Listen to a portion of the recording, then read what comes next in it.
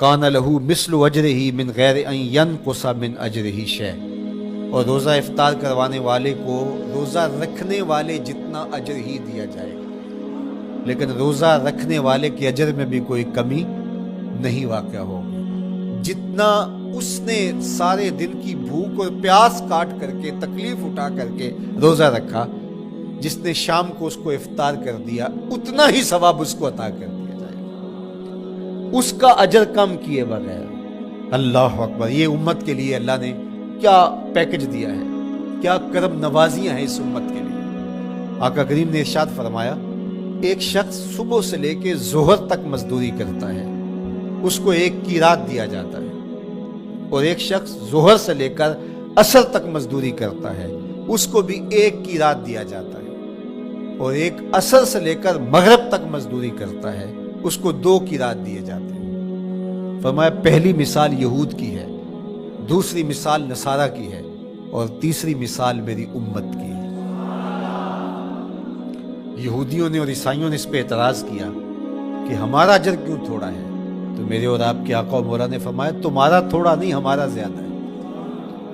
آج کل اگر 1000 روپیہ مزدوری چلتی ہو مزدور کی، تو کوئی شخص صبح سے شام تک ایک شخص سے مزدوری کروائے اور 1000 روپیہ دے دے، اور دوپہر کو اڈے سے جا کے ایک مزدور اور لے آئے، شام کو اس کو بھی 1000 روپیہ دے آئے، اور ایک شخص کو عصر کے وقت لائے اس کو 2000 روپیہ دے دے، تو 1000 والا کہے کہ میرے سے زیادتی ہوئی ہے، تو اس سے زیادتی تو نہیں ہوئی، اسے تو پوری مزدوری دی گئی، اب اس پہ مہربانی ہوئی ہے، اس پہ رحمت ہوئی ہے۔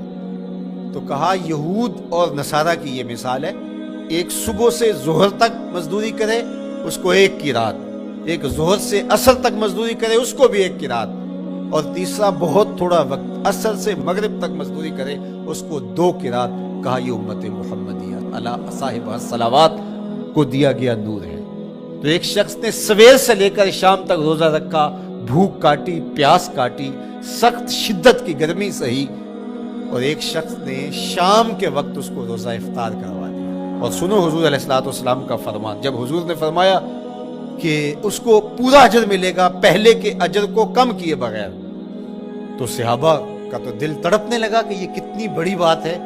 اب آپ جانتے ہیں کہ یہ زمانہ ایسی معاشی خوشحالیوں کا نہیں تھا، لوگوں کے پاس تو نان شبینہ بھی میسر نہیں ہوتا تھا، تو صحابہ نے جو سوال کیا، قالوا یا رسول اللہ صلی اللہ علیہ وسلم، انہوں نے کہا اے اللہ کے پیارے رسول صلی اللہ علیہ وسلم، لیسا کلنا یجد ما یفطر الصائم، ہم میں سے تو ہر بندہ یہ طاقت نہیں رکھتا کہ روزہ دار کو روزہ افطار کروا دے، تو یہ اتنی بڑی سعادت، تو یہ تو پھر اہل زر ہی یہ سعادت حاصل کر پاتے ہیں، ہمارے جیسے لوگ تو پھر جو مال و دولت نہیں رکھتے تو وہ تو پھر یہ سعادت نہیں حاصل کر پائیں گے۔ تو میرے اور آپ کے آقا و مولا نے کیا فرمایا؟ قال، حضور نے ارشاد فرمایا، یؤت اللہ ھذا الثواب، یہ ثواب اللہ اسے شخص کو بھی عطا کرے گا، من فطر صائما علی مزقۃ لبن او تمرۃ او شربۃ من ماء، فرمایا کہ یہ اجر اللہ اس کو بھی عطا کرے گا جس نے کسی کا روزہ 1 گھونٹ دودھ سے کھلوا دیا، یا 1 کھجور سے کھلوا دیا، یا پانی کے 1 گھونٹ سے اس کا روزہ افطار کروا دیا۔ لازمی نہیں ہے کہ دسترخوان سجا ہو، انواع و اقسام کے کھانے پڑے ہوں اور وہ افطاری ہی افطاری قرار پائے گی۔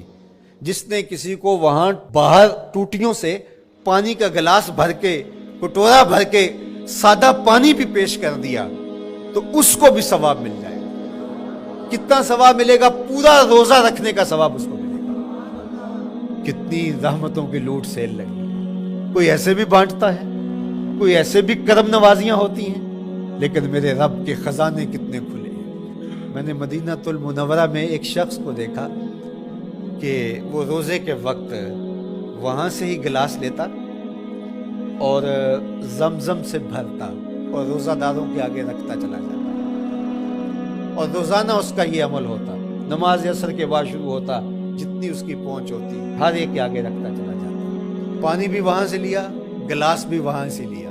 اللہ اکبر! فرمایا دودھ کا 1 گھونٹ یا پانی کا 1 گلاس یا 1 کھجور اس نے کسی کو پیش کی اور اس نے اس سے روزہ کھولا، اللہ کے محبوب فرماتے ہیں پہلے کے اجر میں بغیر کسی کمی کے اس کو پورا پورا ثواب روزے کا نصیب ہوگا۔ اللہ اکبر۔ اب سنو، پھر حضور نے ارشاد فرمایا ومن اشبع صائمن، اور جس نے صحیح اہتمام کے ساتھ روزے دار کو اچھا کھانا کھلایا، اچھی پرتکلف افطاری دی، سقاہ اللہ من الحوض شربتا لا یظمأ حتی یدخل الجنہ، اس کو حوض کوثر سے ایسا جام ملے گا کہ اس کو کبھی پیاس نہیں ملے گی یہاں تک کہ جنت میں چلا جائے گا۔ اللہ اکبر۔ اس کو کوثر کے جام نصیب حشر کی گرمی میں۔ اور آپ کو معلوم ہے، علماء سے آپ نے بارہا سنا ہوگا کہ جام کوثر جس نے ایک بار پی لیا پھر 50,000 سال کے دن میں اس کو دوبارہ پیاس نہیں لگے۔ یہ جام کوثر کی خصوصیت ہے۔ فرمایا وَهُوَ شَهْرٌ أَوَّلُهُ رَحْمَةٌ، یہ وہ مہینہ ہے جس کے پہلے 10 دن رحمت ہے اور اس کا درمیانی عشرہ مغفرت ہے، وَآخِرُهُ عِتْقٌ مِّنَ النَّارِ، اور اس کا آخری عشرہ جو ہے وہ آتش دوزخ سے نجات کا ضامن ہے۔ فَاسْتَكْثِرُوا فِيهِ مِنْ 4 خِصَالٍ، کہا کہ 4 کام اس مہینے میں کثرت کے ساتھ کرو۔ خصلتان ترضون بہما ربکم، 2 کام تو وہ ہے جس سے تم اپنے رب کو راضی کرو گے۔ وخصلتان لا غنا بکم عنہما، اور 2 کام ایسے ہیں کہ تم سے بے نیاز نہیں ہو سکتے تو وہ تمہیں کرنے پڑیں گے۔ اما الخصلتان اللتان ترضون بہما ربکم، وہ 2 خصلتیں، 2 کام جن کے ذریعے سے تم اپنے رب کو راضی کر سکو۔ فشہادت اللہ الہ الا اللہ، وہ گواہی دینا ہے لا الہ الا اللہ۔ وتستغفرونہ، اور تم کثرت سے استغفار کرو، اللہ سے بخشش مانگو۔ یہ 2 کام تم نے کرنے ہیں۔ وَأَمَّا الْخَصْلَتَانِ اللَّتَانِ لَا غِنَىٰ بِكُمْ عَنْهُمَا، اور وہ چیزیں جن بغیر تمہیں چارہ نہیں ہے۔ فَتَسْأَلُونَ الْجَنَّةَ وَتَعُوذُونَ مِنَ النَّارِ، اللہ سے جنت طلب کرو اور دوزخ سے پناہ مانگو۔ تو یہ 2 کام جو تمہاری ضرورت ہے تم اس مہینے میں کثرت کے ساتھ کرو۔ تو یہ مہینہ رحمتوں کی لوٹ سیل کا مہینہ ہے، یہ کرم نوازیوں کے امٹتے ہوئے دھارے ہیں، یہ سیل رحمت ہے جو کہ من کی سیرابی کا سبب اور ذریعہ ہے۔ خوش نصیب ہیں جو ماہ صیام کو خوبصورتی کے ساتھ بسر کرتے ہیں، اس کے آنے سے پہلے استقبال کرتے ہیں، گھروں میں صفائی کریں، اہتمام کریں، مساجد میں اہتمام کریں، تاکہ بچوں میں یہ شوق پیدا ہو کہ ماہ صیام آ رہا ہے۔ جب ہم بچے تھے تو ہمارے والدین رمضان المبارک سے قبل ہی رمضان المبارک کی تیاریاں شروع کر دیا کرتے تھے۔ اس وقت گھر میں شربت تیار ہوا کرتے تھے گڑ کے، اور وہ پہلے ہی مائیں گھر میں تیاری کرنا شروع کر دیا کرتی تھی۔ ایک شوق پیدا کرنا مقصود ہوتا ہے۔ تو کچھ چیزیں ایسی ہیں کہ آرڈر لکھیں اور 1 سیکنڈ میں گھر پہنچ جائے، لیکن کچھ چیزیں یہ جو ہے وہ تیار کرنی چاہیے، شوق پیدا ہو۔ گھروں کے اندر ماؤں کو چاہیے کہ افطاری کو اہتمام کے ساتھ تیار کریں تاکہ بچوں کو شوق پیدا ہو، اور یہ ایک ماحول پیدا ہو، قرآن مجید کی تلاوت کا ماحول پیدا ہو، جاگنے سونے کے جو ہے وہ شیڈول مرتب کیے جائیں، مساجد کی آبادی کا سامان کیا جائے۔